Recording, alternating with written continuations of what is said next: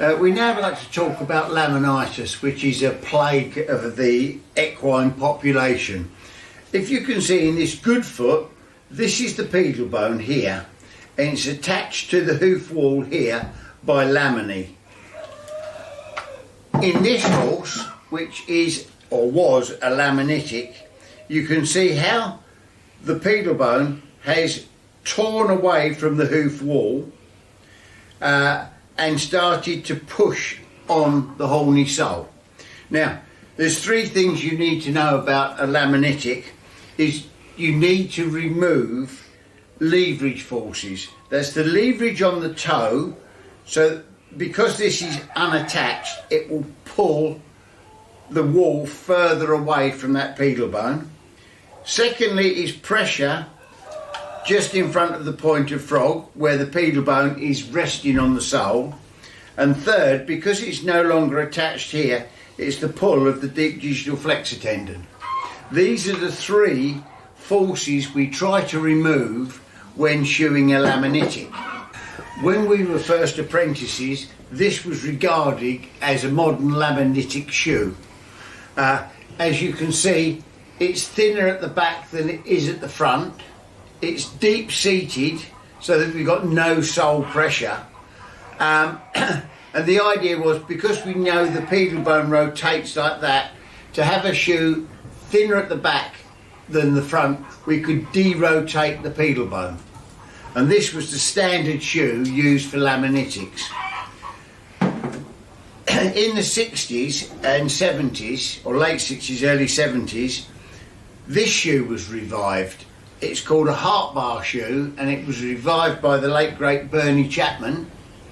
And what it does is it uses the back half of the foot to hold the pedal bone in position while it's reattaching to the hoof wall. We all thought they were really good when they came out, and we all used them. And then along came the plastic heart bar. This is a vintage one. They've got much more modern versions now. And we thought this was good because you didn't nail into the hoof wall. The problem is that the hoof wall, once it's not attached to a solid object like the pedal bone, becomes flexible. And because this plastic shoe flexes, the hoof wall was mobile, and therefore the pedal bone couldn't reattach to it. Since then, we've developed into more modern types of shoes. This is mainly because up until the 60s, all shoeing was based on anecdotal evidence. Today, modern shoeing is based on actual science. So the heart bar shoe stood the test of time for a long time, and certainly in my hands it saved the lives of hundreds of horses. It's a very useful shoe to use. Then technology comes along, and also people's ideas, and Gene Overnick had a vision about treating not just laminitis but lameness cases too. And one part of that vision was to use some styrofoam packing originally.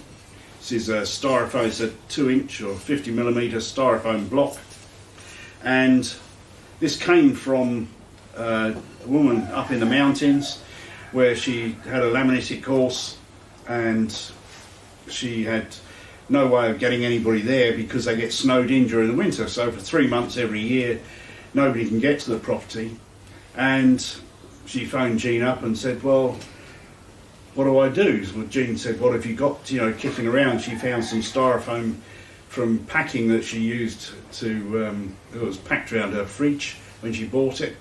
So she taped that onto the bottom of the horse's feet, and when he crushed it to nothing, she taped some more on, and the horse lived. So they started to use styrofoam and experiment with it. And the idea behind the styrofoam was that you put it onto the bottom of the horse's foot. And these are horses that are not stall or box rested. These are horses that have an area, only a small area, like a nursery paddock, maybe 30 metres square at the most, just to walk around in, so they can walk around and crush this down to something that sort of resembles that. Now, Once it's crushed down to that level, you'd think it would be useless, but as they're sore in the front part of their foot, what you do is you hoof test the foot, find all the painful areas, and then remove all of that initial block, cut it back so it's back behind the painful areas of the foot. So now, being in the non-painful areas, is to tape it back into the foot again, and then put another styrofoam block over the top, and eventually they'll crush that one down too, so that we ended up with a perfect impression of the bottom of the horse's foot. Now that has probably been misused, I think, as a treatment. Most people tape a block on, don't read the instructions that come with it, wait until it half crushes, take it off, throw it away and stick another block on. But at least it's still saving horses' lives through doing that. An unfortunate thing is that this isn't designed for putting horses in stables or box resting them, because it's too thick. And of course, you've got an unstable foot, and the internal structures being unstable, putting them into deep bedding, which is another unstable thing. And it's like a poor horse having to try and walk on a swimming pool with styrofoam floats on its feet, which is fairly useless.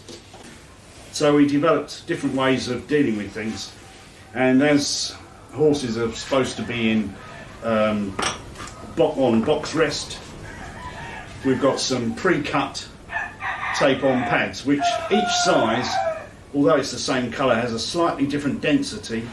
So obviously it's harder to crush the bigger ones because there's more weight on them than the smaller ones. And these will just tape straight onto the bottom of the horse's foot. They can have them on box rest and use these and utilise these, and it won't be as unstable as something that's that big. Also, we have some pads which, if you've got a particularly painful area of the horse's foot, say for example it's painful around this toe area here,